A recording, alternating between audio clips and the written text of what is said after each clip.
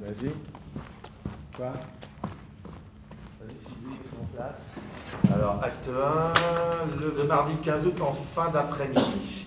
Chaque année, on est à deux doigts de l'émeute. Les qui se plaignent de la fatigue, les qui profitent des autres, ceux qui se moquent du monde, et la moitié qui comprennent rien à rien. Je te dis de rester là. De toute façon, la grille est bien fermée. Heureusement. C'est vrai que tu veux refaire du théâtre? Pas la révolution, l'évolution, mais n'importe quoi. Pourquoi pas la combustion? Oui, c'est ça, on n'a qu'à tout brûler, faire table rase, la politique du pire.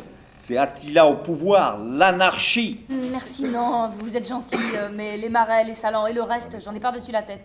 Où est François? Quand c'est pas la pluie, c'est les hommes. Quand c'est pas les hommes, c'est le vent. Quand c'est pas le vent, c'est le manque de soleil. C'est sans fin. Nous sommes les esclaves de ce climat. Les gens ne se rendent pas compte de notre travail. Pour le prix qu'ils nous le payent en plus. Tu entends pas la foule qui gronde, les cris? Les enfants sont même montés sur les remparts et envoient des pierres et des moellons sur les Italiens. Eh non, vous ne savez pas. C'est pour ça qu'il faut apprendre. Rome n'était plus à cette époque-là qu'un empire en voie de déréliction. L'empereur était un fantoche. Le vrai pouvoir était aux mains des militaires, et parmi ces militaires, il y avait ce qu'on appelle les légions étrangères. Voilà les barbares.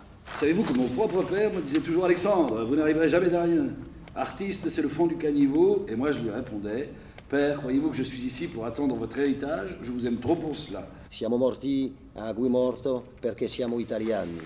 A Guimorto siamo morti perché siamo italiani. J'ai travaillé le Harançor. Pas possible. Mais si, je le connais par cœur. Ma reine me l'a donné quand nous sommes allés la voir en mai dernier à Paris. Elle jouait la reine dans Ruy Blas. Qu'est-ce que c'était beau! Elle m'a dit qu'elle me présenterait à Monsieur Coquelin. Pour me forcer moi-même.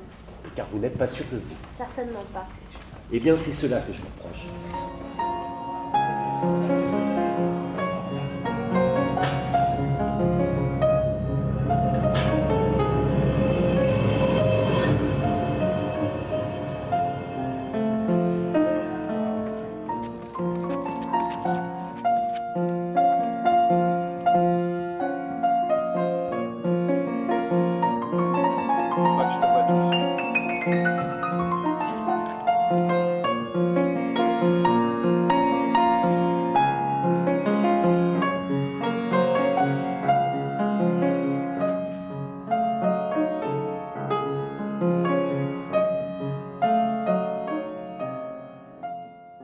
Il n'est pas là à l'acte 3, l'ingénieur.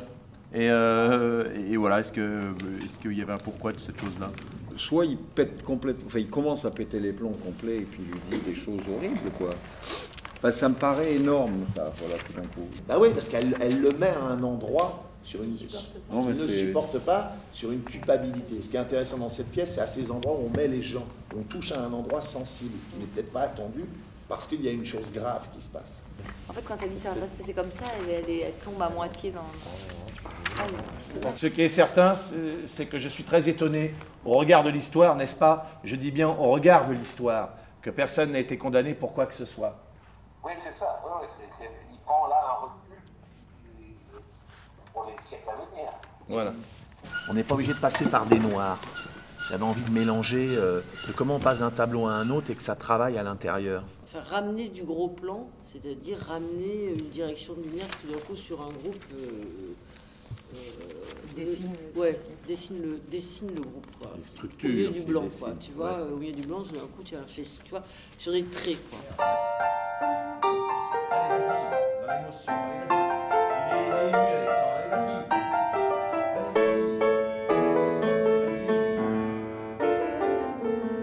Et Mathilde.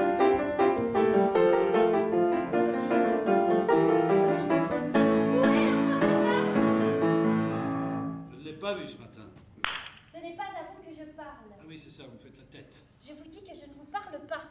Mais moi non plus. Je ne sais même pas qui vous êtes.